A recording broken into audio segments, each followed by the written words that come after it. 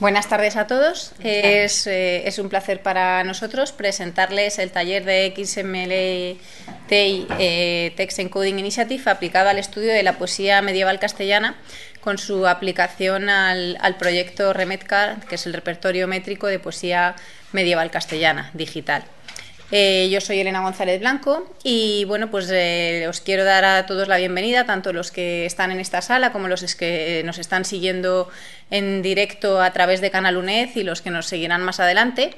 Y bueno, pues comentaros que esto es un taller eminentemente práctico, un seminario en el que nos podéis preguntar todas las dudas que vayan surgiendo, tanto a través del email egonzalezblanco@flog.uned.es, como bueno, pues levantando la mano los que os encontráis en la sala. La idea es que salgáis con una idea más o menos clara de lo que estamos haciendo en el proyecto y de una aplicación, en un caso muy concreto, de estas tecnologías propias de las humanidades digitales a un proyecto etiquetado de poemas medievales y bueno, pues un poco un caso práctico de lo que ahora mismo estamos desarrollando dentro del Laboratorio de Innovación en Humanidades Digitales de la UNED, ya que este proyecto se encuadra dentro del mismo, al igual que otras actividades que en él hemos realizado, como el curso de verano o el diploma de experto profesional, que bueno, pues iniciativas que poco a poco van sumándose a la formación que estamos intentando realizar en este ámbito de humanidades digitales. Concretamente, en este caso, nosotros llevamos trabajando con las tecnologías de etiquetado de poemas desde el año 2011 oficialmente, aunque realmente empezamos antes. Pero bueno, este proyecto de los orígenes de la métrica medieval castellana y su sistematización en una base de datos surgió en esa época y bueno, pues ahora queremos abrirlo sobre todo a vuestra colaboración y también bueno, pues marcar unas pautas más o menos claras de cómo estamos trabajando, qué es lo que queremos llegar a hacer y cómo funciona pues todo este sistema. Entonces, para ello pues os presento a mi compañera Clara Martínez Cantón, que también es compañera del Departamento de Literatura Española y Teoría de la Literatura y trabaja en el equipo del proyecto y bueno, pues ella va a ser fundamentalmente la que va a impartir toda la parte práctica del taller. Con ayuda, sí. Pero... Bueno, pues bienvenidos a todos, soy Clara Martínez Cantón y bueno, como ha dicho Elena, la idea de este taller es eminentemente práctico y dirigido sobre todo a un caso real, que es este proyecto, el el repertorio métrico digital de la poesía medieval castellana. Entonces, lo que vamos a ver es cómo trabajamos en él y hay una parte justamente de XML-TEI, que es lo que vamos a ver. Claro, yo no sé si alguien ya ha trabajado con TEI. ¿Habéis trabajado alguien con TEI? Por aquí sí, algunos sí. O sea, va a ser una introducción muy pequeña, vamos a trabajar con muy poquitas etiquetas, una cosa muy sencilla, si a alguien ya luego le pica, porque estas cosas de verdad que enganchan, parece que no al principio, pero sí enganchan, pues por supuesto esto se puede ir ampliando, pero esto de momento es una introducción. Entonces, lo que quiero que veamos es cómo surgen también estos proyectos de humanidades digitales, porque...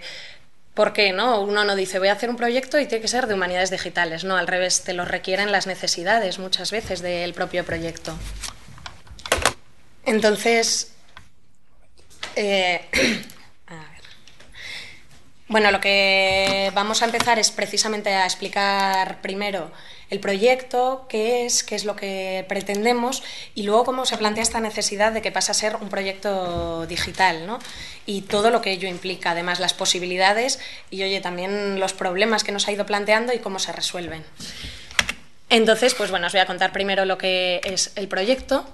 REMETCA significa Repertorio Métrico Digital de la Poesía Medieval Castellana. Os tenemos aburridos con ello, pero bueno. Y es un proyecto que comenzamos en 2011. Lo que queremos hacer, ¿qué es? Bueno, pues un repertorio métrico, que es esto, por ejemplo. Vale, no queremos hacer esto, pero bueno, es... De hecho, no, es todo... Ahora vamos a ver, ¿no? Pero un repertorio métrico, básicamente, coges un corpus de poesía, que en este caso nosotros hemos dicho que es la poesía medieval castellana. Claro, con todo esto lo que esto implica, ¿no? Que quiere decir que es un corpus muy grande, complejo a veces con toda la variación que hay, la variedad de ediciones, lo que no hay ediciones incluso, y lo que queremos hacer es clasificar toda esta poesía métricamente para que luego podamos buscar las características en común de ellas. Es decir, vamos a tenerlo todo clasificado métricamente y queremos que si yo le digo, quiero que me busques todos los versos que hay, o sea, todos los poemas que siguen este esquema, 14, 14, 14, con rima a. Y entonces nos dirá todas las fichas, todo lo que concuerda. ¿Esto qué significa? Pues bueno, que cuando esto esté terminado será una herramienta muy, muy útil para investigar en poesía, porque no necesitarás irte a libros a buscarlo, dirás, vale, son estos.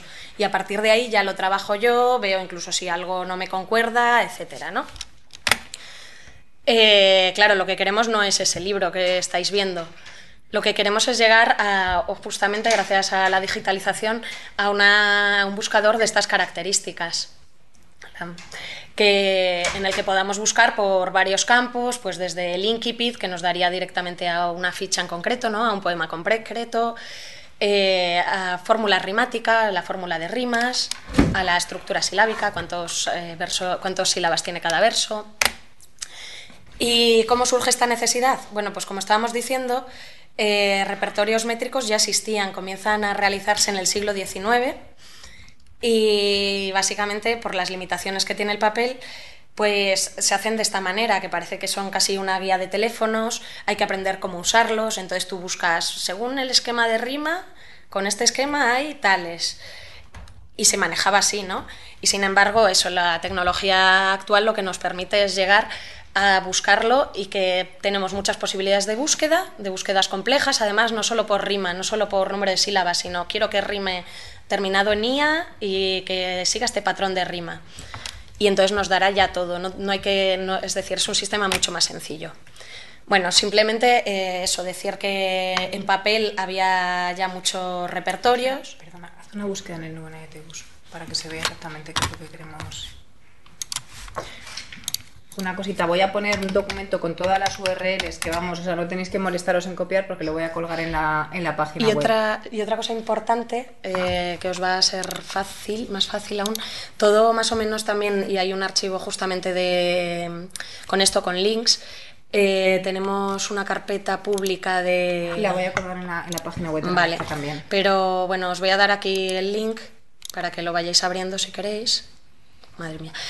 Igual lo que tenéis que hacer es mandarme un email y luego... Claro, pero lo voy a colgar todo en ya, pero bueno, luego van a necesitar esto para este taller. Perfecto. Pero os lo mando en el descanso, ¿vale? Con los links, etcétera.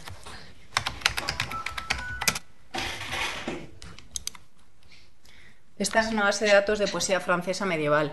Vete buscando. Este es un poco pues nuestra inspiración en el campo castellano. Aquí se recogen poemas narrativos hasta el siglo XIV en Francia, que bueno, si comparamos un poco nuestro volumen de poesía peninsular con la poesía... Tienes que juntarlo, me parece, sin espacios. Con espacio, vale. Si comparamos la poesía castellana con la francesa, pues hay muchísimos más textos. Pero, por ejemplo, para hacer comparaciones de este tipo, es decir, yo, por ejemplo, quiero hacer un trabajo de cuántos octosílabos o cuántos alejandrinos hay en Francia, en Italia o en España entre los siglos XIII, XIV y con temática religiosa. Bueno, pues este tipo de herramientas me facilitan muchísimo ese tipo de búsqueda. Por ejemplo, digo, con alejandrinos con temática religiosa. Y ponle también que sean monorrimos. Vamos a buscar cosas parecidas a nuestra cuaderna, por ejemplo. No, sin coma. Fíjate que ahí... Entonces, bueno, este buscador lleva tiempo funcionando. Las fichas salen abajo, ahí. Entonces aquí tengo todos los resultados. Sí. Los resultados, y dentro de esto puede entrar a cada una en la ficha. Entonces aquí ya me devuelve cada una de las fichas también. Nos dice, pues texto enteramente en verso, poema estrófico y poema isoestrófico. Es decir, se divide en estrofas y además las estrofas son todas iguales entre ellas. Te dice también pues cosas de la rima francesas, ¿no? Masculina, femenina, masculina, te dice cuáles son masculinas y femeninas, la cesura y cuáles son las rimas, en A, en I, ¿vale? Entonces tú recibes pues todo eso y los puedes ir comparando.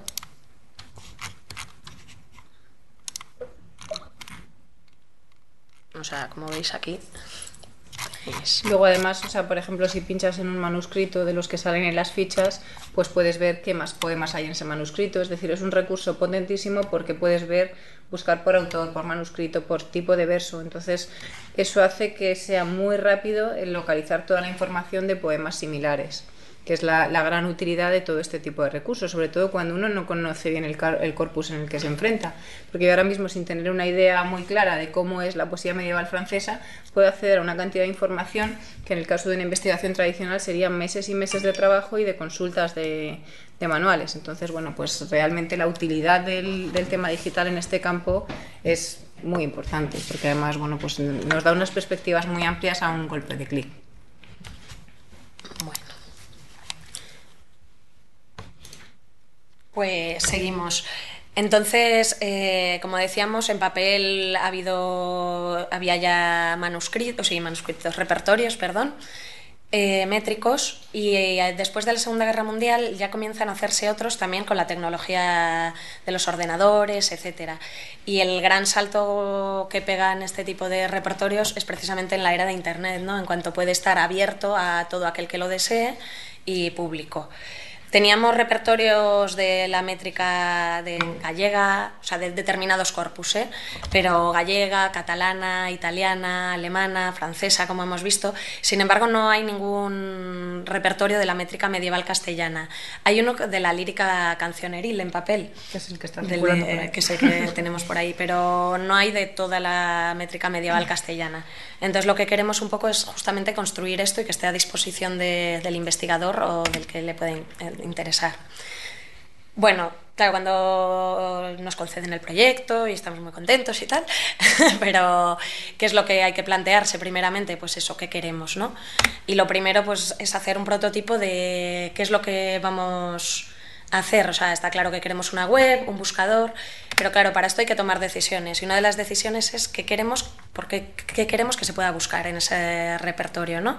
Entramos en una pantalla de búsqueda y decimos, queremos que se pueda buscar por título, por ejemplo, por título de poema, pero también por el incipit, que a veces es más esclarecedor porque el título a veces no es tan claro, por autor, ver todos los poemas de un autor.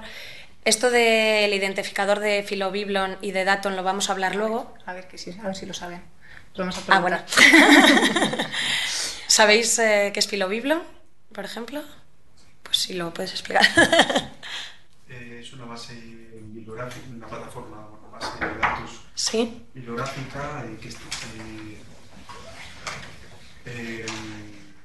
que creo que está desarrollada en la Universidad de California por Charles Faulhaber, y lo que tiene pues es todos los datos bibliográficos y de cotas archivísticas, etcétera, de todos los manuscritos, tanto castellanos como catalanes como portugueses, etcétera.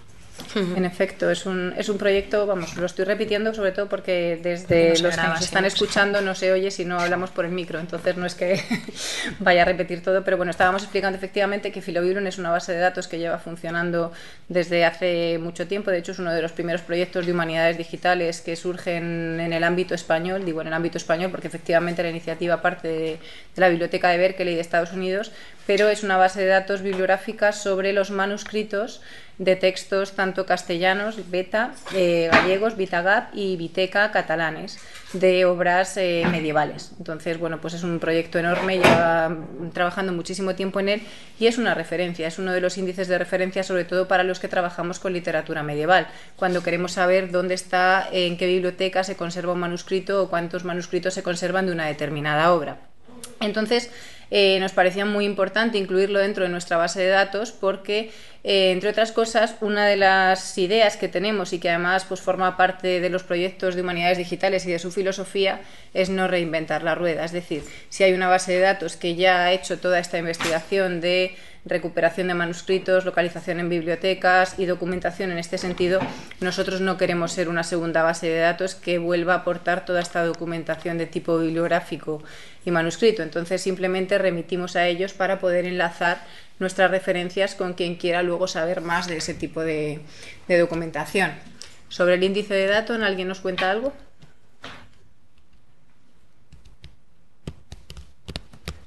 Yo lo conozco porque estoy con el cancionero de la Colombina. Entonces estamos sacando casi todos los manuscritos de ahí. Es un corpus creo que de poesía cancioneril, me parece, nada más, del siglo XV, que se hizo precisamente Datton, que era creo que para la Universidad de Liverpool, me parece. Y creo que tiene recogidos, pues, no sé si todos o gran parte de los poemas de los cancioneros medievales castellanos. Entonces puedes acceder a él. Si lo estás buscando, yo lo tengo. Cancionero virtual. Sí, cancionero virtual. A ver, estamos mezclando un poco dos cosas. Vamos a ver, Datton, que en paz descanse, fue un investigador que lo que hizo fue un índice de poemas cancioneriles y una clasificación a los que le asignó un número de referencia. Entonces, esa clasificación, que fue valiosísima para la época en que se hizo, es fundamental para poder utilizarlo como índice de referencia. Entonces, gracias a esta clasificación que se hizo en papel, pues toda la numeración de poemas cancioneriles se ha derivado de este índice. Por eso, claro, muchas veces pues hablamos, porque el problema de los cancioneros es que muchos tienen mezcla de poemas, autores anónimos, en fin, hay una variedad de casuística. Entonces, tener un número de referencia, que es el número del índice de Datton, pues es muchas veces el identificador más fiable para poder clasificar y localizar a los cancioneros y los poemas dentro de los cancioneros. ¿Qué se hizo después? Pues en la Universidad de Liverpool se hizo el proyecto de Cancionero Virtual, que lo que hizo fue digitalizar toda esta clasificación de Datton y añadir las transcripciones de los poemas, tanto paleográfica como modernizada. Entonces, pues una de las cosas que tiene interesantes es que establece los paralelos entre los poemas que aparecen en distintos cancioneros. Entonces, uno tiene la posibilidad de comparar versiones. Esta base de datos para nosotros es muy útil porque pues nos ofrece el acceso a los textos a un golpe de clic, pero no tiene información sobre la métrica. Entonces, pues nuevamente nuestro proyecto viene a complementar esta parte, porque viene a unificar el repertorio que les hemos enseñado antes de Ana María Gómez Bravo, que es un repertorio métrico de poesía cancioneril castellana, con el conjunto de textos de Datton que se han digitalizado en este proyecto y que se pueden consultar online. Entonces, pues nuestra idea es juntar estos dos recursos, digitalizar la parte de métrica ofrecida por Ana María y además dar una referencia a quien quiera ver el texto está en esta base de datos. Nuevamente, nosotros tampoco somos una biblioteca digital, no pretendemos hacer una colección de textos, no queremos ser la biblioteca virtual Cervantes ni hacer otra reduplicación de la página de poesía de cancionero.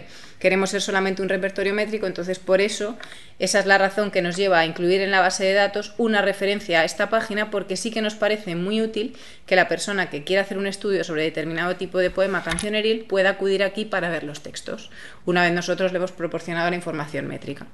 Entonces, pues nuevamente este tipo de referencia nos parece que resulta fundamental, sobre todo para los estudios de este tipo de ámbito, porque claro, también hay que añadir que la poesía medieval castellana es muy variada, es decir, la poesía del siglo XV y la poesía de cancionero no tienen nada que ver con lo anterior. Entonces, pues estamos hablando de Edad Media en un sentido muy amplio, pero sí que es cierto que encontramos unas variedades que no tienen nada que ver en épica y cuadernavía con las fórmulas estróficas que entramos a ver aquí, que ya tienen una influencia mucho mayor de otras tradiciones como la provenzal, la lírica, en fin. Ella es otra época y los sistemas métricos y rítmicos también son diferentes. Entonces, esto es una de las cuestiones que también para nosotros han sido muy problemáticas, tanto desde el punto de vista técnico como desde el punto de vista de la clasificación dentro de un recurso digital que se llama poesía medieval en un sentido muy amplio, porque la poesía medieval son muchas cosas, pero bueno, luego entramos en eso. Bueno, una cosa, los que estáis a distancia nos podéis escribir cuando queráis si tenéis alguna duda o cuestión. Yo estaré más o menos pendiente del correo. Sí. ¿Pongo el correo en grande para no que lo vean? No te preocupes. Si alguien... Bueno, ya... Es que no sé si lo verán, bueno, lo quieres poner. Bueno, pues eso, aquí básicamente determinamos qué campos queremos que sean buscables. Entonces, tanto, exacto, las identificaciones dentro de otras bases de datos, porque además, eso, primero no hay que perder el foco en lo que queremos hacer nosotros, ni extendernos, no queremos hacer ediciones, no queremos ser una biblioteca, pero lo que sí que queremos es que sea una herramienta útil de investigación. Entonces, a lo mejor necesito saber eso, en qué manuscrito está, qué edición ha manejado, etcétera. Aquí vemos otros campos buscables que determinamos, pues la fecha, ¿no? Qué tipo de estrofa usa, con un listado, como veis, para que sea algo finito, cosa con vocabulario controlado. El esquema rimático, el esquema, aquí hay una rata, rítmico, es decir, de sílabas. Búsqueda por rima, pues si acaba en ida o en lo que termine, y búsqueda libre, que sería un poco que recupere de todos los campos. Y efectivamente lo que queremos es que llegue, como hemos visto en lo otro, a una serie de fichas que concuerden con eso que hemos buscado y que en cada ficha nos ofrezca una información mucho más detallada de cada poema. Aquí tenemos más datos de los que se pueden buscar en cada ficha, ¿no? Pues tenemos la longitud del poema, si la tipo de rima es consonante, asonante, si es un poema heterométrico o isométrico, es decir, si está todo escrito en el mismo verso o en versos 1, 8, 8, 12, por ejemplo, entonces sería heterométrico. Bueno, una vez que determinamos esto, hay que empezar a ver también, estos son problemas filológicos más que nada, qué problemas nos presentan, ¿no? Pues bueno, para empezar, por ejemplo, presenta problemas de qué determinamos que es una obra y qué determinamos que es un poema. Porque hay veces que, no sé, si coges el libro del Buen Amor, es solo que es un poema, una obra. Entonces, bueno, a lo que hemos llegado y como lo estamos clasificando ahora mismo, es que cuando cambia radicalmente el tipo de estrofa cuando cambia radicalmente el tipo de estrofa lo clasificamos como poemas distintos. Esto tiene sus problemas, está claro, pero había que tomar una determinación práctica. Entonces, claro, luego nos encontramos a veces con poemas dentro de poemas, cómo representamos los estribillos y los versos de vuelta, con la difícil cosa de que muchas veces no es tan fácil decir si esto es o no un estribillo. Y bueno, esto surge lógicamente porque el conjunto el corpus que manejamos es muy muy variado, o sea, desde el miocid, poemas épicos en tiradas enormes, hasta variedades cancioneriles que suelen ser poemas muy breves, y eso en el que ya la métrica es muy variada. De todas formas, dime. Las dudas que vayan surgiendo de todo esto, ahora lo estamos contando un poco rápido, pero ahora en la segunda parte lo que haremos será un ejercicio práctico para ir viendo todos estos casos y todos estos problemas uno a uno, pero en cualquier caso, bueno, si algo se queda pendiente, por favor avisarnos. Sí, sí, sí. Que aquí las dudas pueden ser tanto a nivel tecnológico como a nivel métrico, es decir, o sea, nadie da por supuesto que todo el mundo conoce la métrica medieval, porque la realidad es que muchas veces, bueno, pues ni nosotros mismos cuando nos enfrentamos al análisis de los poemas lo hacemos con un criterio unívoco. O sea, dentro de las teorías métricas uno de los problemas que hay es que, bueno, pues cada tradición poética, o sea, incluso las propias tradiciones peninsulares como la gallego-portuguesa o la castellana, pues han utilizado diferentes sistemas de notación, diferentes terminologías. Entonces, esto de entrada, a la hora de sistematizarlo desde el punto de vista tecnológico, es un problema. Y es un problema que requiere primero una homogeneización de criterio a nivel filológico, en el que el primer nivel es entendernos entre nosotros y luego ya pasar a la tecnología, porque el problema es que si estamos hablando de cosas distintas en un mismo lenguaje, pues cuando llegamos a la parte técnica, pues es cuando ya va a ir. Pero bueno. Y que bueno, claro, tiene que haber una homogeneidad a la hora de manejar los datos, un mismo método, ¿no? Luego hablaremos también de esto, pero sí. Entonces, bueno, una vez que ya tenemos esto más o menos claro, que los problemas se van presentando luego poco a poco también, etcétera, pero bueno, hay que plantearse cómo queremos hacer esto, ¿no? Porque sí, queremos que haya una pantalla buscable y tal, pero ¿qué hay debajo de todo eso? Entonces, básicamente, la duda que teníamos era si utilizar una base de datos relacional, es decir, una base de datos en la que tenemos campos que vamos rellenando y que además lo rellenaríamos mediante un sencillo formulario, ¿no? Que nos dice autor y yo escribo el autor, incipit tal. O si queremos... ¿Sabéis lo que es una base de datos relacional? Bueno, explícalo. ¿Cómo se estructura? No, porque me parece importante, sí, sobre todo desde el punto de vista también tecnológico, el ver un poco las diferencias. Habéis utilizado Access, me imagino, aunque sea de una forma más o menos de usuario.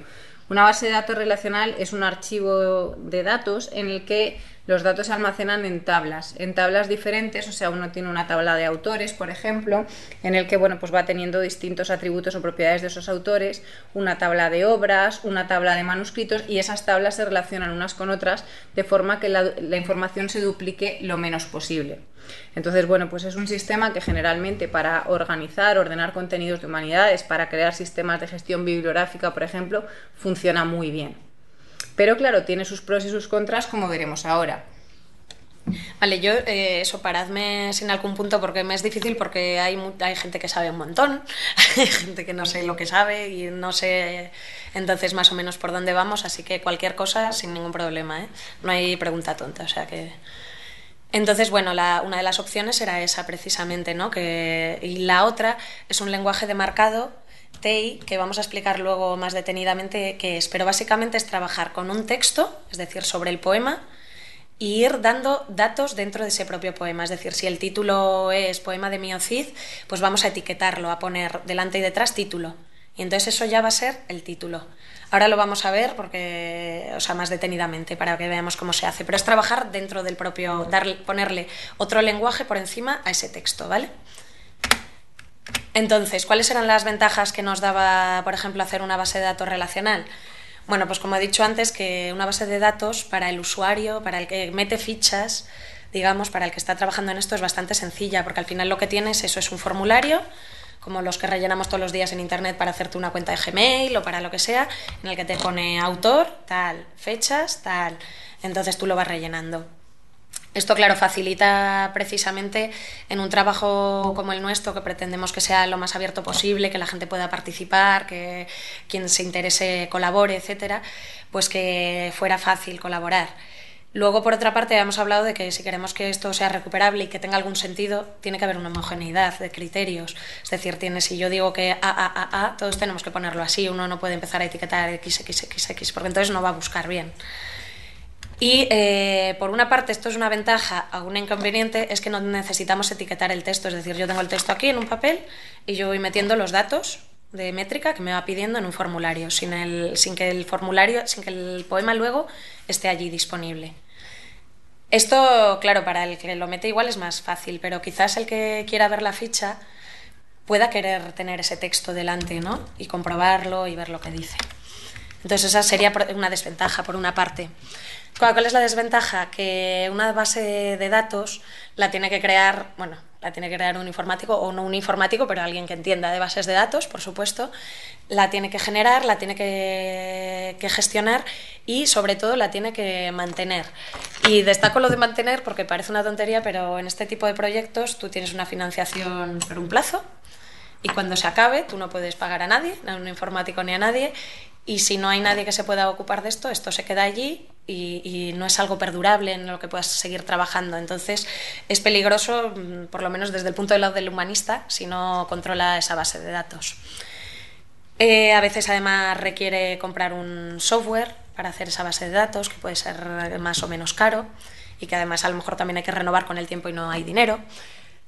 Y además eso, en una base de datos, justamente porque es muy homogénea, es difícil representar las excepciones de cada texto.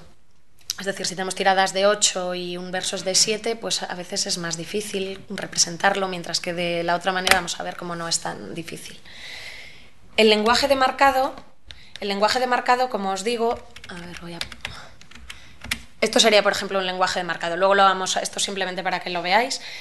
Yo aquí tengo el poema, guía al hijo y a la madre, guía al viejo y al pecador, guía al viejo pecador.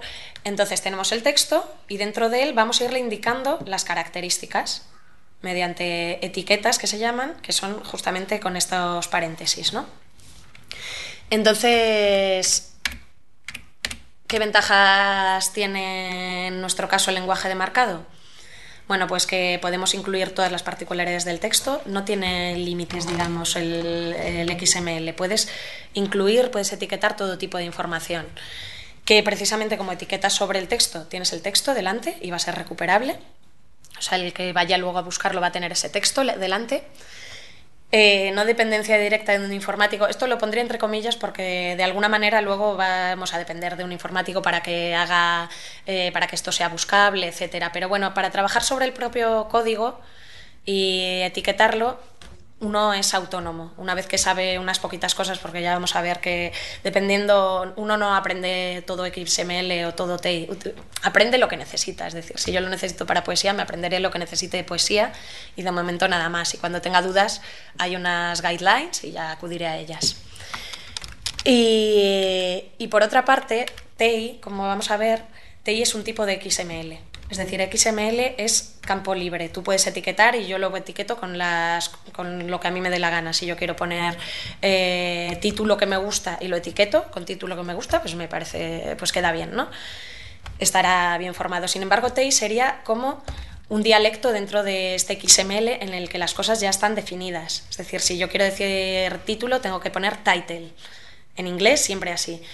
Y es un estándar. ¿Por qué esto es importante?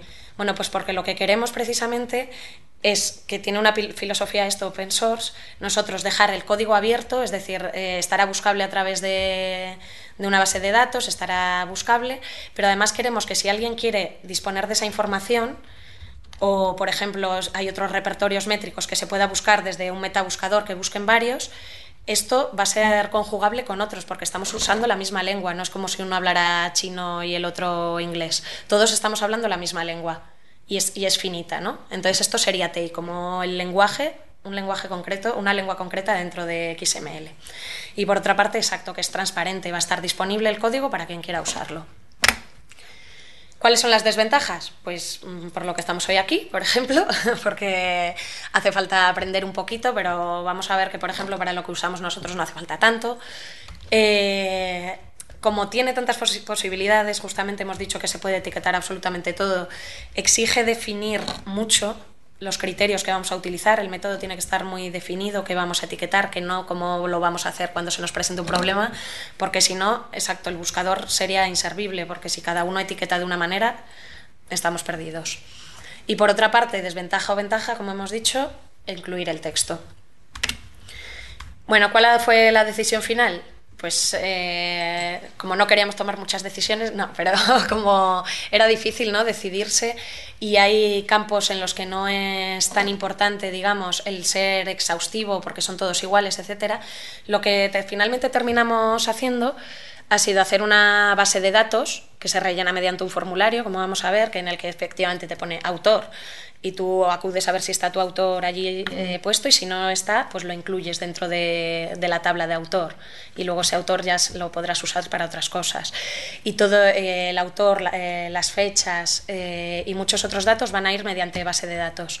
Sin embargo, nos pareció interesante que a la hora de etiquetar los textos estuvieran con todas las particularidades. Entonces, justamente lo que es el poema, es decir, no los datos sobre el poema, sobre quién es el autor, en qué manuscrito está, todo esto no, todo esto va a la base de datos. Pero lo que es el propio poema y la métrica que tiene va a ir justamente en código TEI, para que se puedan recuperar muchas más cosas. Entonces, bueno, aquí lo que vemos justamente es ya con lo que vamos a trabajar hoy. Esta es la parte de la base de datos. Estos campos se introducen mediante base de datos, mediante un formulario, que sería este, pues el autor, el título, el incipit del manuscrito en el que está, etc. Además, esto luego lo vamos a hacer despacio. Esto lo vamos a hacer despacio y lo vamos a hacer práctico. Es una especie de zoom para que veáis toda la panorámica del proyecto, pero vamos a hacer caso por caso, porque esa es un poco la idea del taller. Es un taller práctico. Esto de momento es el rollo, pero es un poco, bueno, pues que veáis el planteamiento global del proyecto y el por qué hemos ido tomando una serie de decisiones, que luego probablemente entenderéis cuando hayáis empezado a meter fichas, pero bueno, vamos a hacer una descripción global y luego ya nos metemos así en harina. Bueno, y seguimos con la base de datos, número de versos, sí que metemos fórmula métrica y fórmula rimática como campos, pero luego, como ves, hay un código TEI, y en el código TEI sí que tenemos analizado pues cada uno de los versos y la información. Aquí, bueno, es una captura simplemente para que veáis, y ahora en cuanto nos pongamos con el taller damos las instrucciones de cómo etiquetar cada cosa. Bueno, esto simplemente pues eso, que hemos empezado, hay una serie de textos, pero bueno, claro, el trabajo que hay es ingente con todo el corpus que tenemos, y bueno, que que para eso estamos aquí, para ver cómo funciona, etcétera. Y aquí ya empezaríamos con TEI. Vamos a empezar... ¿Alguna pregunta antes de todo esto? ¿Algo no ha quedado claro? Yo de lo que ya os pregunté por correo, quizá lo veamos después, pero ¿qué ocurre cuando hay versos perdidos o estrofas perdidas? Cuando salen en las ediciones una línea de puntos porque es ilegible. A ver, ¿Cuenta como verso o no? aquí hay una mezcla que, bueno, ya iremos viendo después caso al caso. Hay una serie de decisiones que son un poco las decisiones que tiene que tomar el editor cuando hace una edición. Es decir, ya no competen tanto a un proyecto que es digital como a un proyecto que es filológico. En esos casos, o sea, nosotros desde el punto de vista proyecto lo que hemos hecho ha sido por lo general seguir una edición que es más o menos aceptada o más o menos canónica dependiendo del caso, y remitir a lo que el editor ha hecho en su caso, porque nuestra idea en este caso no era meternos en cuestiones de enmiendas o de, bueno, pues de meternos en decisiones filológicas de ese tipo, a no ser que haya otro remedio, porque si no nos meteríamos pues demasiado profundamente en analizar cada uno de los poemas. Lo que solemos hacer es eso, seguir las decisiones del editor, y si hay una línea de puntos, pues nada, o sea, dejarlo en blanco. ¿Qué sucede? Bueno, pues que hay algunos casos, como en la poesía de Cancionero, que al tener distintas versiones de un mismo poema, pues sí que podemos marcar otra serie de cosas. Para eso, luego lo veremos, también tenemos un campo de notas en el que podemos explicar pues por qué hemos puesto determinado tipo de marcado. Y ya no solamente el caso de que haya líneas en blanco o simplemente, bueno, pues hay versos heterométricos, y eso sucede con bastante frecuencia. Es decir, uno está hablando de un alejandrino en que se supone que uno espera 12, 12, 12, 12, y claro, para buscar los esquemas lo lógico sería meter 12, 12, pero nos encontramos que hay muchísimos casos, sobre todo en el siglo XIV, en el que no son 12, que son 14 o 13 o incluso 15. Entonces, bueno, pues ahí también hay una serie de decisiones que tenemos que tomar a la hora de elegir las estrofas más significativas que responden al criterio métrico de la obra, y luego poner una serie de comentarios de, bueno, pues esta estrofa realmente es un alejandrino, pero la realidad es que tiene un verso heterométrico porque, bueno, pues el editor comenta que en este manuscrito es así.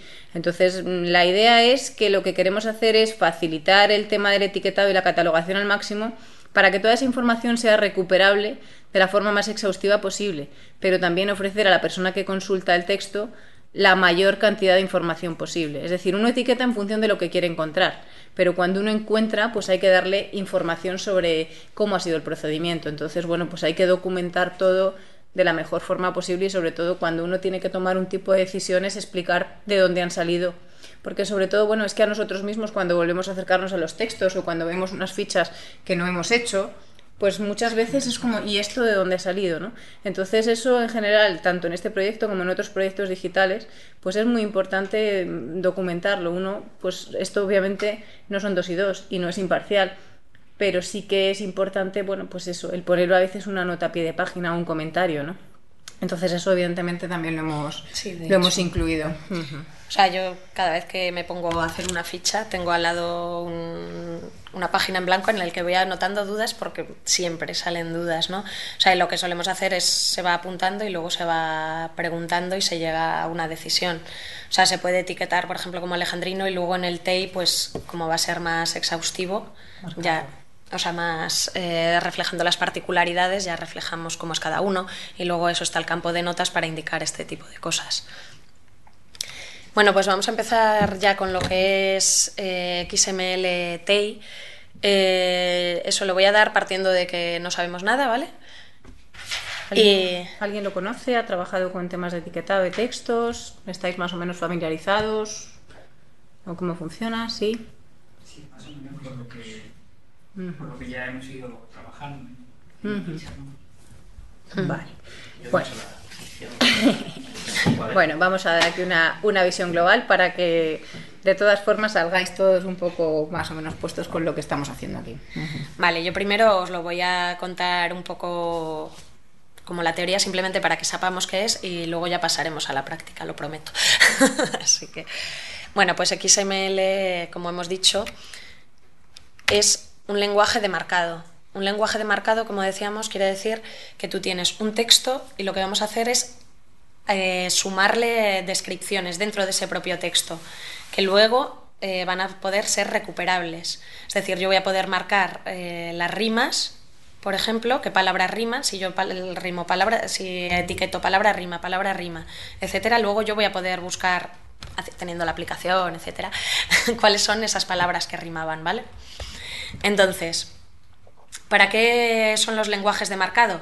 Bueno, pues inicialmente se desarrollan para tratar con documentos, principalmente con textos. Sí que ahora se pueden etiquetar de alguna manera también se pueden etiquetar imágenes, etcétera, pero principalmente es para trabajar con documentos, para poder buscar cosas dentro de otros documentos.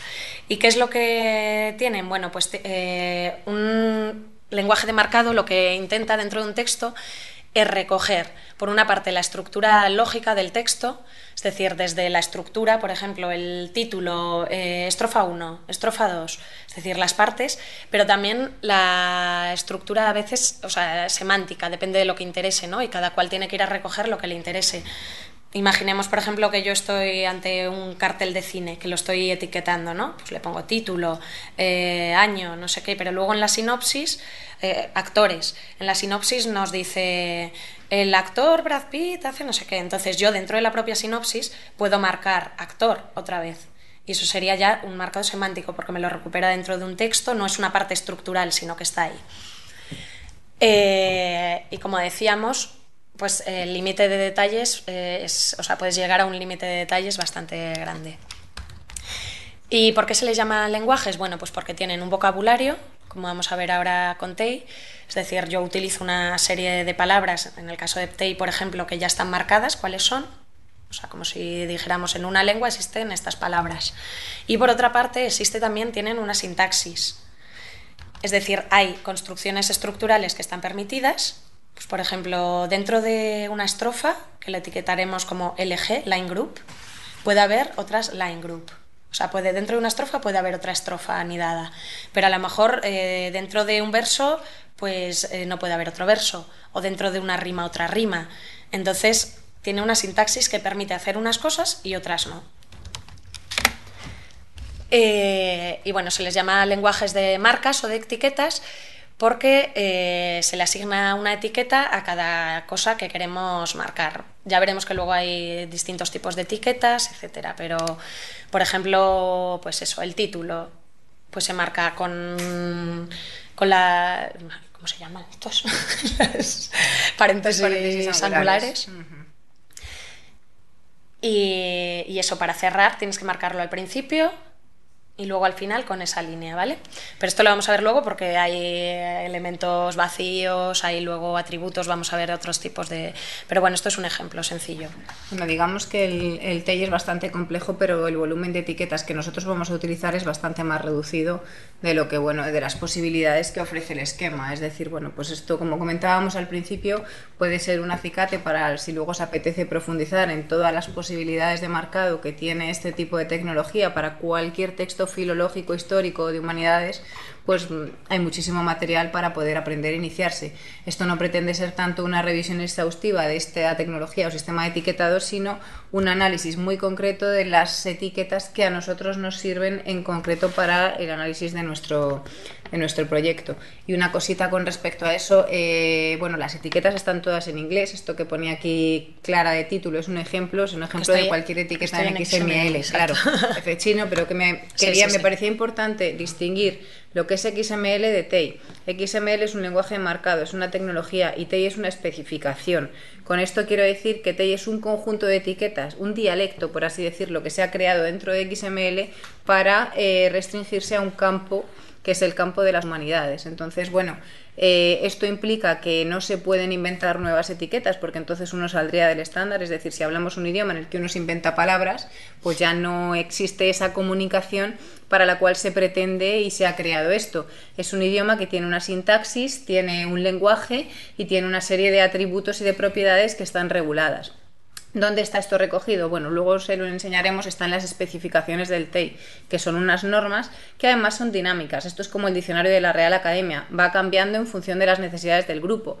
Hay un consorcio que decide, bueno, pues cuáles son las propuestas de las necesidades reales de etiquetas y se van incorporando o corrigiendo en función de las dudas que plantea la comunidad de usuarios. Para esto también hay una lista de correo que podéis encontrar en la página del consorcio. Entonces, bueno, pues es bastante útil cuando uno está trabajando con textos de este tipo para resolver dudas, porque una de las cosas que tiene es que es una comunidad muy grande de gente muy activa y que contesta enseguida. Entonces, bueno, pues el helpdesk 24 horas a distancia desde cualquier parte del mundo resulta muy interesante. También puede resultar abrumador porque, bueno, pues uno empieza a visualizar una serie de discusiones en las que de pronto se ha perdido y no entiende nada.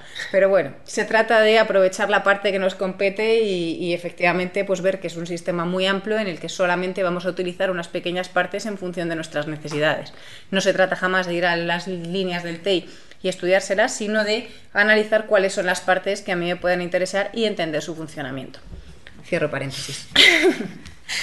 Vale, luego vamos a meternos en TEI. Eso es, simplemente estamos viendo un poco XML, que bueno, XML, que es, bueno, pues hay que tener en cuenta que además XML lo que busca es dar características del texto, pero no hay que pensar que no es de la representación, es decir, yo no le voy a poner esto en rojo, esto en azul, esto en negrita, sino eso hay hojas de estilo y hay otro tipo de lenguajes para darles ese tipo de información.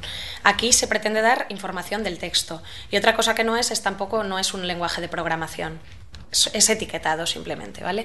Aunque luego obviamente este etiquetado servirá para que otros programas, etcétera, mediante otras tecnologías se pueda recuperar. Bueno, vamos a ver un ejemplo muy simple. Por ejemplo, si yo tengo una referencia bibliográfica, pues eso, Carl Sagan, Cosmos, editado por Planeta en Barcelona en 1982. El primero es un ejemplo de cómo lo recogeríamos en una base de datos. Pues personal name, Carl Sagan, title, Cosmos. Y el segundo sería, por ejemplo, un ejemplo de cómo lo recogeríamos con un etiquetado. Entonces, con un etiquetado, pues bibref de Bibliographical Reference, personal name, Sagan, tal, title. Y luego aquí, por ejemplo, vemos que dentro de imprint tenemos dos cosas: dónde se ha publicado y la editorial, ¿no? El publisher. Entonces, vemos que hay etiquetas y luego vamos a entrar en lo que son elementos y atributos, pero simplemente para que veáis un poco la diferencia. Y esto es justamente de lo que estábamos hablando, los elementos básicos que vamos a usar, porque bueno, luego hay entidades, pero lo que vamos a usar básicamente aquí es, uno, elementos y otro, atributos. Ahora vamos a ver cuál es la diferencia.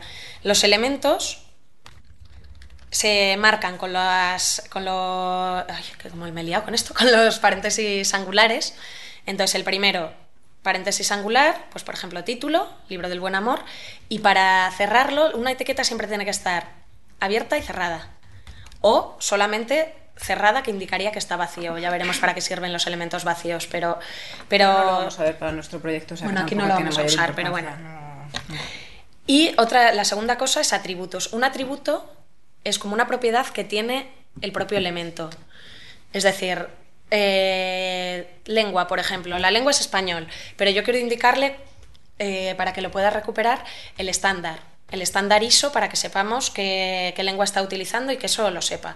Pues sería un atributo, es decir, es una propiedad del elemento que es lengua. Si, por ejemplo, yo pusiera título y luego pusiera tipo y le pongo como atributo normalizado, que sería el contenido del atributo, pues sería que si quiero que me busque el nombre normalizado, sería este título normalizado. Podría haber otro tipo que sería el nombre común, por ejemplo. Sería título, tipo común. Entonces es una propiedad del elemento. Y bueno, ¿qué es TEI? Para estas alturas ya lo hemos hablado un montón. Pues como decíamos, es como un lenguaje mucho más definido y sobre todo pretende ser un estándar entendible por todo, se utiliza sobre todo en humanidades, ciencia y ciencias sociales también, y está muy bien definido Porque desde 1994 hubo una serie de gente que ya empezaba a trabajar con XML, que querían justamente que en lo que trabajaban luego fuera reutilizable por otras personas, porque aquí entra mucho también el tema de que esto no se pierda, ¿no? Porque no dependa de una base de datos que está allí, que es muy diferente a otras. Oye, yo lo tengo en este código y vale, me sirve para esta base de datos, pero es que toda esta documentación que tengo en este código, si luego la quiero recuperar pues dentro de 20 años en una base de datos o en lo que haya entonces que sea muchísimo más potente, tengo ahí esa documentación. Es decir, nos da una permanencia, una perdurabilidad de la información. Entonces se crea un consorcio y ellos empiezan a trabajar justamente en ese sentido, para poner un estándar de uso para las humanidades y las ciencias sociales, llamar todos, que nos comuniquemos a las cosas por el mismo nombre. Entonces, ¿cuál es la estructura básica de un documento TEI?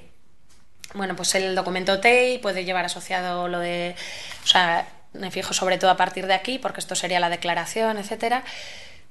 A partir de aquí, el elemento TEI lo que tiene es una cabecera, el TEI header, lo tiene que tener siempre, y un text. ¿Cuál es la diferencia? En el TEI header lo que encontraremos serán, como digamos, los metadatos de un texto. Si yo cojo el poema de Mio Cid, pues eso, autor, pues anónimo, fechas, tales, o sea, todo lo que es como la introducción, ¿no? Como si fueran los datos que se recogen sobre ese texto. Y en el text, justamente lo que vamos a recoger es propiamente el texto etiquetado, ¿vale? Entonces los textos trabajan con estas dos cosas. ¿Cuál es nuestra determinación dentro de la base de datos? Sí, una pregunta. Con metadatos, bueno, me imagino que si has trabajado en documentación estás familiarizado. En este caso, el equivalente es como si dijésemos, tenemos una obra, la ficha catalográfica, podrían ser el equivalente a los metadatos en nuestra base de datos, es decir, la información sobre en qué biblioteca está, en qué manuscrito, cuál es el título, el autor.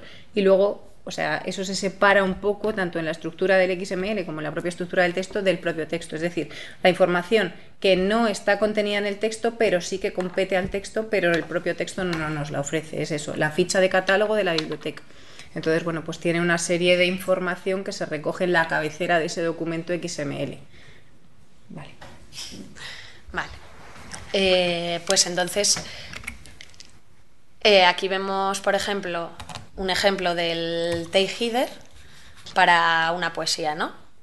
Entonces, dentro de TEI header nos indica que la descripción de este archivo hay que ponerla dentro de eso. Esto sería buscando dentro de las guidelines de TEI, que creo que lo tengo, bueno, las veremos luego, te dice, ¿no?, cómo esto tiene que estar organizado, porque como hemos dicho tiene una sintaxis. Entonces, si yo quiero ponerle el título, el autor y tal, tengo que empezar con el TEI header. Luego tengo que pasar al file desk, que es la descripción del archivo. Title statement, empiezo con las cosas del título, con el título, el autor. Hay algunas que son, o sea, hay algunas que pueden ser obligatorias. Por ejemplo, dentro de title statement, title es obligatorio, pero el fundador, o sea, quien financia esto, que tenemos nosotros puesto UNED, no es obligatorio. Entonces, eso tenemos que ver cuáles queremos utilizar, cuáles son buenos, o sea, cuáles queremos recuperar. Por ejemplo, aquí nosotros metemos también responsible statement, es decir, ¿quién ha hecho esta ficha? ¿Quién se hace cargo? Pues en este caso yo, y digo, pues es este, y ¿quién es esta persona? Pues miembro del proyecto. Ese tipo de información es la que iría en el TEI header. Y luego, por otra parte, tendríamos el text, que es la parte del texto, que como veremos empieza con texto. Luego podría tener un front, que sería los datos del principio, o sea, como el título, etcétera, pero nosotros empezamos ya con el propio texto en sí. Entonces, body, que sería el cuerpo, y aquí es cuando empezamos con el tema de la poesía, y esto es como lo vamos a hacer.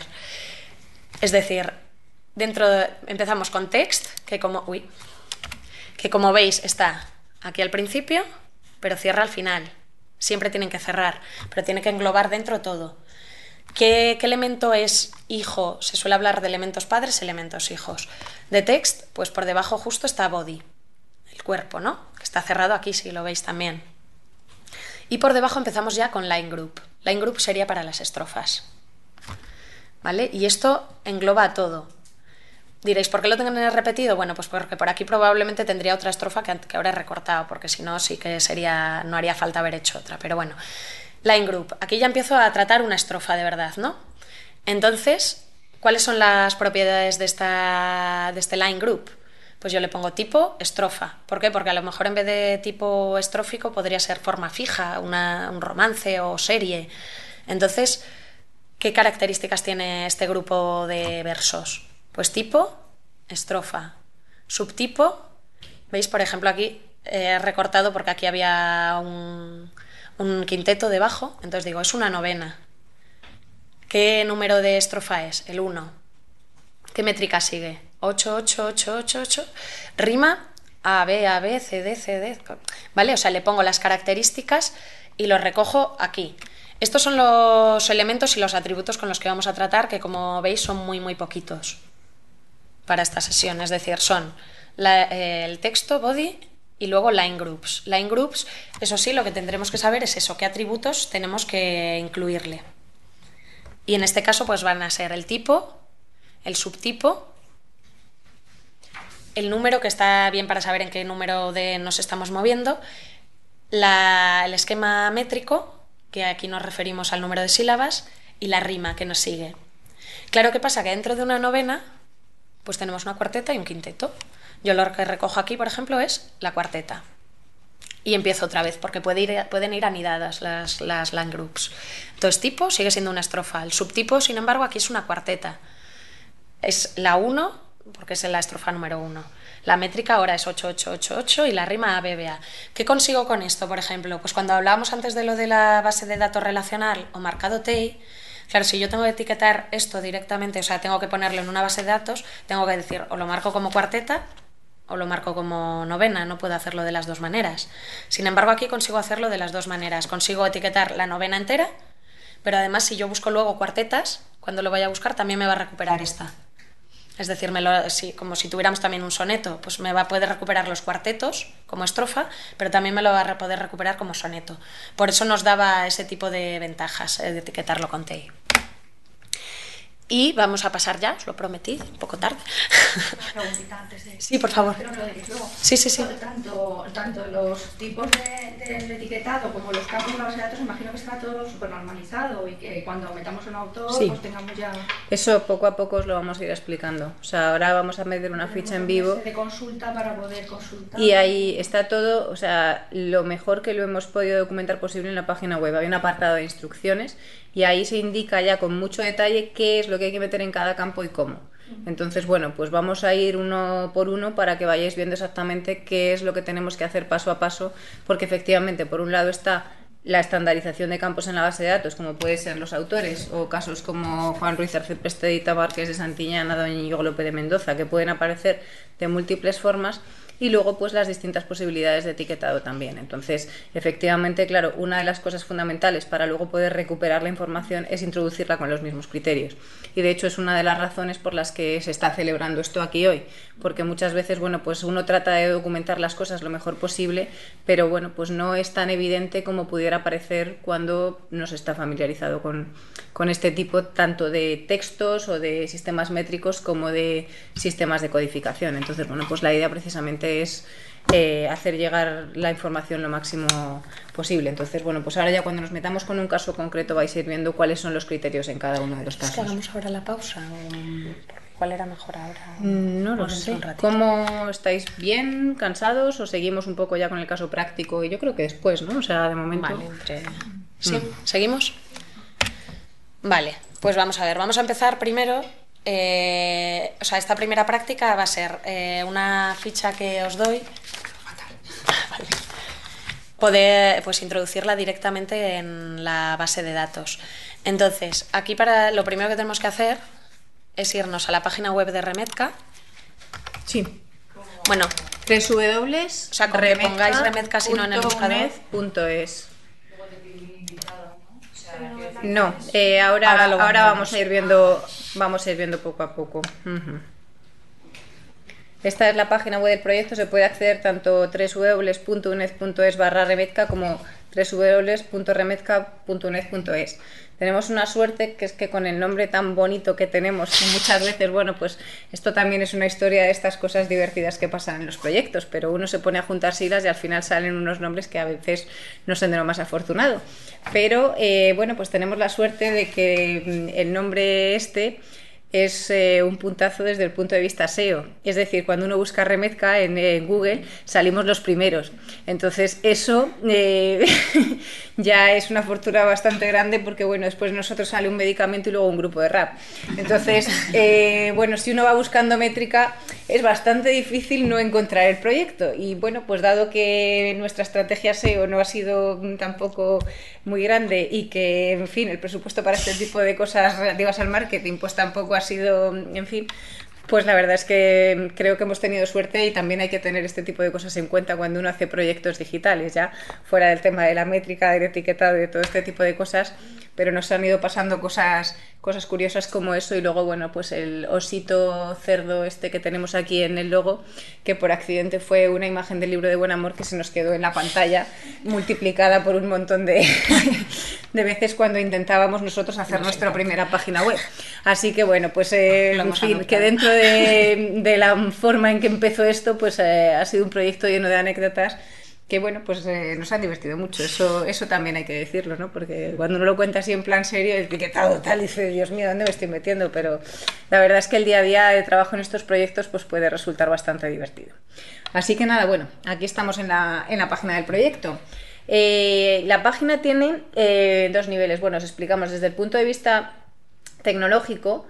Si ya alguien tiene, bueno, pues un poco la curiosidad o el gusanillo de cómo está hecho esto, esta página web está hecha en un CMS que es Joomla, o Joomla, que es igual que WordPress o Drupal, en fin, son CMS que funcionan para realizar las páginas, que son un poco el marco donde se inserta toda la información sobre el proyecto, quiénes somos, los usuarios, en fin. Y luego dentro de la página hay una base de datos en SQL, que es donde está metida pues toda la estructura que hemos comentado antes, ¿no? Entonces, bueno, la página tiene como dos niveles de acceso. Un acceso libre, que en el que tenemos pues toda esta información general. Si vais aquí al apartado de... Bueno, en el apartado de novedades, Sí. Perdona, es que yo no sé al resto, pero yo no puedo meterme en internet. Me piden un nombre de usuario. Ah, vale, tenemos, perdón. Sí, espera. Disculpad, es que si no tenéis EduRoam en el ordenador... Es que lo tengo tenía todo en la carpeta esta de público, pero espera, que ahora mismo... Tenemos un wifi... Disculpa, sí. Tenemos una wifi que está precisamente habilitada para... ¿Cuál es la de Edu, sí. No, la EduRoam la tienes que tener a través de la universidad. Pues es un net invitados, ¿no? Sí, es un net invitados, exacto. Entonces, un segundito y ahora os lo decimos. Conexión wifi invitados. Vale. Está. Usuario, conferencia. Contraseña, no. Nov-14-CTU. Sí, es que no se verá bien probablemente. No se ve bien. Bueno.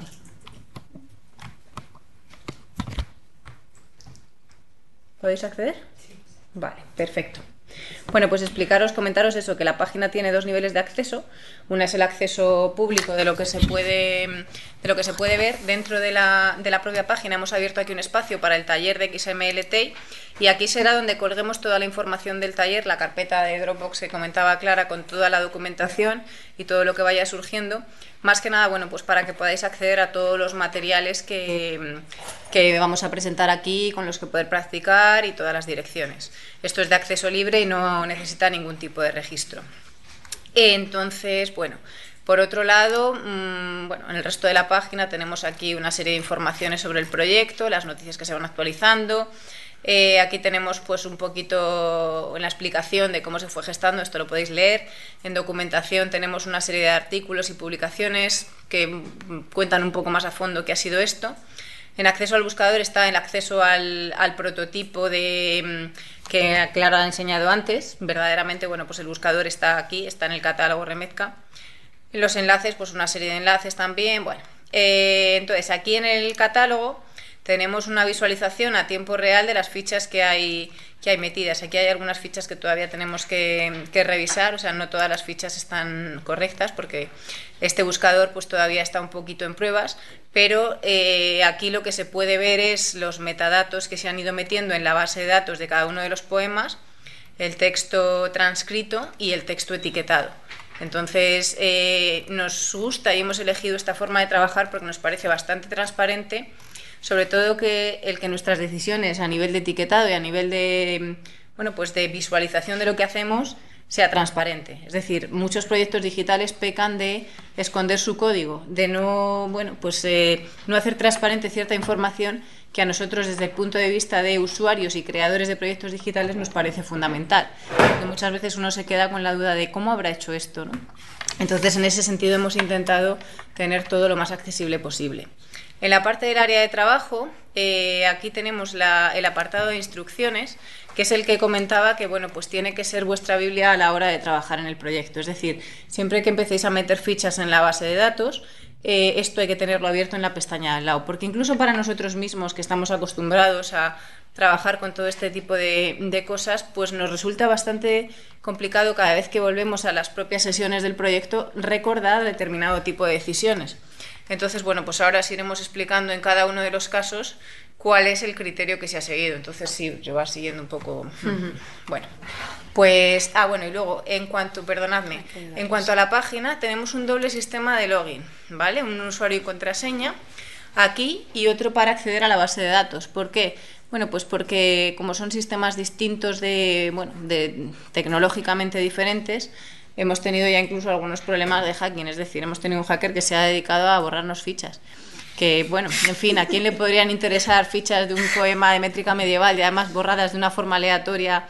Pues sí, ha sucedido. Entonces, precavido doble, no hay problema. Para esta sesión hemos creado un usuario y una contraseña. El usuario es Seminario y la contraseña Remetka. Pero cuando salgamos del taller lo que vamos a pasar es una hoja para que cada uno nos deis un poco vuestros datos y vuestras preferencias. Si salís convencidos de que queréis colaborar, bueno, pues nos deis unas preferencias y os creemos un usuario a cada uno para que tengáis pues acceso a su propio contenido. Bueno, esto del formulario de registro realmente, si quisieseis hacer la solicitud a través de la página, pero va a ser mucho más sencillo escribirnos directamente a nosotros. Y luego ya una vez estamos logueados aquí arriba, que es lo primero que hay que hacer, porque si no, no saldría esto. ¿Puedes repetir el usuario? Sí, Seminario Remetka. ¿Le funciona a todo el mundo? Sí. Vale. Bien, entonces aquí cuando entremos en esta parte que pone Login Remetka hay que poner lo mismo.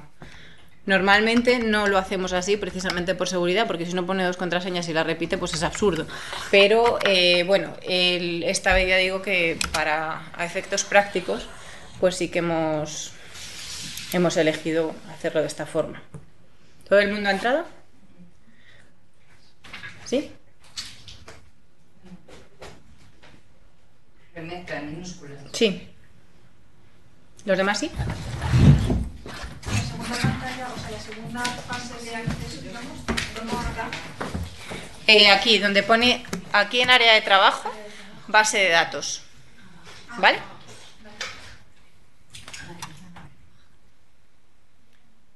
Sí, sí. De todas formas, me parece que en las instrucciones... No lo ponemos aquí. Vale, bueno. Pues eso es una cosa simplemente que para acceder hay que hacer el doble sistema de login, ya digo, primero aquí arriba y luego en la propia base de datos de la página. ¿Todo el mundo accede? Bien, pues aquí cuando entramos en la base de datos, lo que... Uy, por Dios, guárdala. A ver.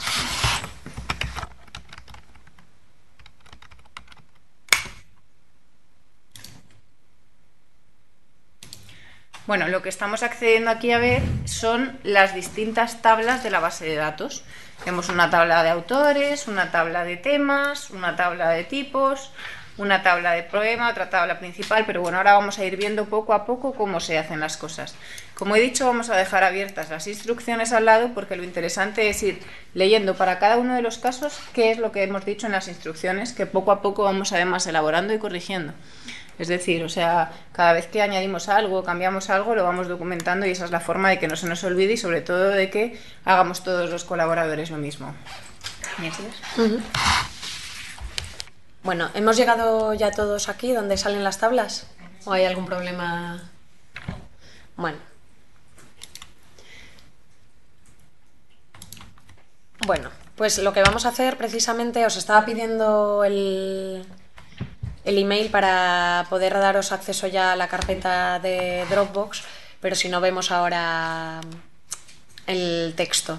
Vamos a trabajar todos con un mismo texto para introducirlo y ver cómo funciona, ¿vale? Entonces, básicamente, cuando alguien se pone a trabajar con esto, lo que tiene que tener es pues, qué poema, qué ficha va a introducir, ¿no? Entonces, nosotros como trabajamos es nos lo repartimos y los asignamos, ¿no? O sea, pues tenemos asignados nosotros uno, si quien quiere participar se le asigna un texto. Entonces, cuando se le asigna dicho texto, con lo que nosotros trabajamos y en lo que nos basamos, que es una de las cosas por las que hablábamos también del método, etcétera, es con otro proyecto que ha habido que se llama Ismetka. Ahora ya todo cuadra, y que básicamente es la historia de la métrica medieval castellana, desde un punto de vista teórico y sobre todo de métrica. A ver, un segundo.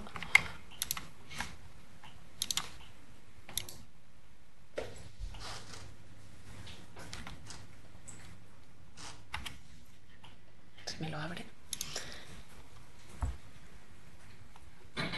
Esto está en sumario, ¿no?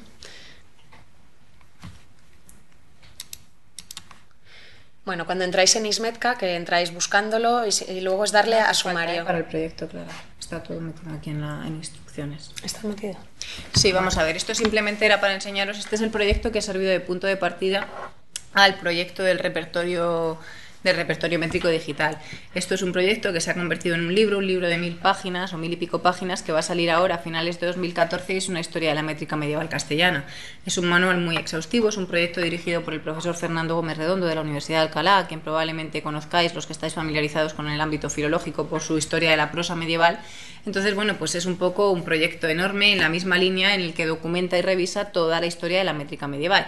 ¿Cuál es el problema de este tipo de volúmenes? Son enormes, son muy exhaustivos y a la hora de localizar cierto tipo de información como la que nosotros queremos buscar, información sobre esquemas métricos concretos, sobre determinadas figuras o sobre determinados fenómenos, se hace muy complejo encontrar la información en esos libros tan densos, aunque tengan unos índices buenos, porque muchas veces, bueno, pues los índices no reflejan todo el contenido de cada uno de los poemas. Más allá de que, claro, también estas obras hacen una síntesis en las que no miden poema a poema todos los fenómenos, sino que se hace una determinada selección para ilustrar determinados tipos. Nuevamente nosotros, bueno, pues tenemos esta obra como base porque obviamente pues es el punto de partida, además realizada por especialistas en los distintos campos dentro de la propia poesía medieval, pero lo que queremos hacer es como si dijésemos extractar todos esos datos concretos sobre el análisis de cada uno de los poemas y proporcionar información.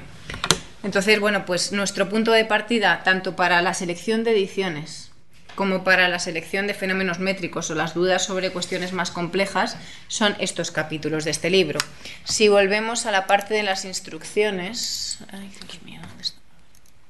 Vale, si volvemos aquí a la parte de las instrucciones, bueno, aquí lo que tenemos es... A ver, por un lado tenemos, bueno, el criterio de... Ay, es que no me sigo yo, que tengo lo de la charta y todo esto. Sí, vale. No, simplemente es que iba a contar aquí todo el tema del listado de textos, que lo tenemos aquí localizado. O sea, lo que hemos hecho ahora mismo ha sido acceder al listado... No, espera, perdón, no es el listado de textos.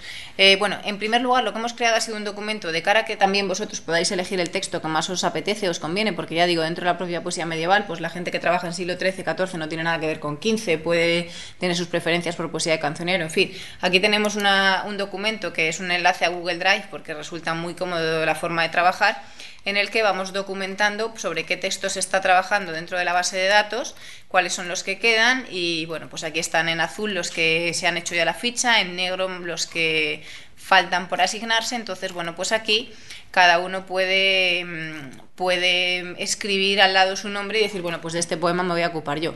Entonces lo marca en azul y esa forma es bastante cómoda porque si uno no ha metido ya los datos en la base de datos, pues otra persona que va a trabajar sobre un texto ya sabe que ese texto está siendo realizado por otro, porque muchas veces pues uno etiqueta aparte, hace la ficha en un Word y no la sube inmediatamente, ¿no?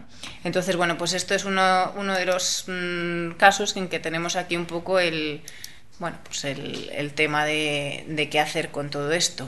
Y luego me parece que estaba aquí en carpeta de documentos y fichas. No, aquí está lo de PBWorks. Bueno, ahora os lo digo, pero me parece que aquí en el listado de textos había metido yo los capítulos del otro proyecto.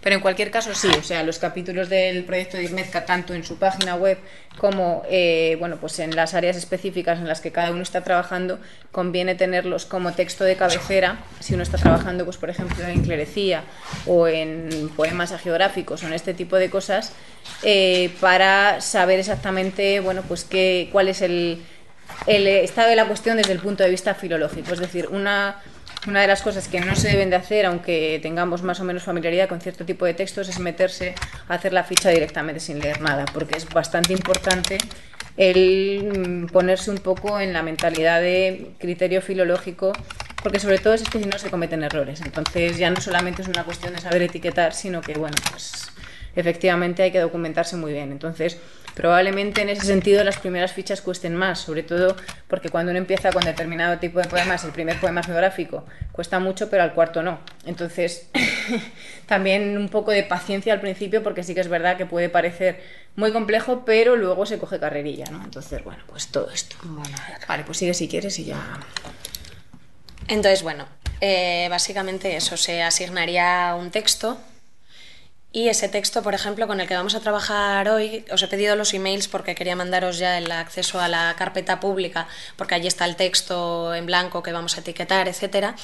Entonces... Sí, pero no han rellenado el usuario, claro. Porque todavía no lo tenemos. Ya, pero sí. Después. Bueno, no pasarlo 2 veces. Entonces, lo que vamos a hacer es trabajar con Grimalta y Gradisa, que es una poesía, o sea, una novela sentimental, que dentro de ella tiene poemas, ¿no? Entonces se llama Prosimetría, y para ello, precisamente, cuando buscamos en ISMETCA, o sea, justamente esto se os da, si quien colaborara, por ejemplo, se le diría, ¿no?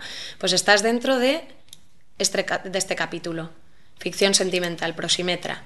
Entonces, aquí simplemente lo que vas a encontrar es un artículo en el que te cuenta cómo son ese tipo de novelas, cómo tratan la poesía, qué tipo de esquemas métricos suelen utilizar, etcétera. Entonces es muy interesante. Vale, una cosa, ya lo he encontrado, está aquí. Es que aquí en el listado de textos, cuando entramos aquí en el documento que os he comentado antes, está aquí todos los capítulos, ¿vale? En este enlace a la carpeta de Dropbox tenemos todos los capítulos del libro en versión de pruebas de imprenta, pero que nos han sido generosamente cedidos para que podamos, bueno, pues efectivamente, si uno va a trabajar sobre poesía lírica castellana tradicional, tenga acceso al análisis filológico que se ha hecho sobre el mismo. Entonces, bueno, pues ya digo, todos no están publicados en la página web del proyecto, pero si uno entra en la selección de los textos en el mismo documento, tiene aquí acceso a la carpeta de Dropbox. Así que nada, simplemente ahí está. Si es que yo estaba segura de que había metido un enlace, pero no me acordaba. Bueno, estamos dando muchas cosas, ahora cuando nos pongamos con el texto en concreto vamos... Sí, pero bueno, que realmente siguiendo las instrucciones, pues uno ve qué es lo primero, elegir un texto. A la hora de elegir un texto, pues hay una lista, hay que decir cuál ha elegido uno y bueno, pues tener un poco la documentación filológica de cuál es ese tipo de análisis, ¿no? Ese es como el punto de partida, que nosotros ahí os vamos a orientar porque cuando, bueno, pues muchas veces no tenéis unas preferencias o buscamos un texto que sea más sencillo para comenzar, en fin, pero que sepáis que ahí está toda la documentación. Sí. Bueno, entonces una vez asignada una obra y leído tanto el texto, ¿no?, con el que vamos a trabajar, el poema, como el capítulo de ISMETCA para que nos guíe un poco sobre ese tipo de métrica, etcétera, lo que hacemos es elegir una edición de base fiable. Claro, esto normalmente también la daremos, pero lo quería destacar un poco por lo que hemos comentado antes, que aquí lo que hacemos no es una edición crítica de los textos, o sea, no es ese el fin del proyecto, porque si no habría que tomar un montón de decisiones. Lo que intentamos es coger un texto que ya esté editado, una edición actual del texto, y sobre ella, sobre la que vamos a trabajar. El trabajo crítico ya está hecho, ¿vale? Simplemente vamos a dar la métrica. Y lo que vamos a declarar, claro, es qué edición tomamos, para que se sepa. Y, por supuesto, ya el paso lógico, que es analizar métricamente esa obra. Entonces, el poema que he elegido es este. Voy a hacer ahora la pausa, porque así os puedo mandar ya al correo todos los datos, etcétera, y en cuanto volvamos empezamos a trabajar, ¿de acuerdo? Venga, pues hacemos pausa. Que nos hubiera mandado el correo a nosotros. Bueno, ya está. ¿Cuarto de hora o sí? Pues bien, un cuartito o 15 minutos. Tenéis la cafetería en el piso de arriba por si queréis subir. Y si queréis preguntar algo, de verdad, sin problemas. Bueno, imagino que luego también... Luego saldrán más dudas, ya veréis. Porque no ponemos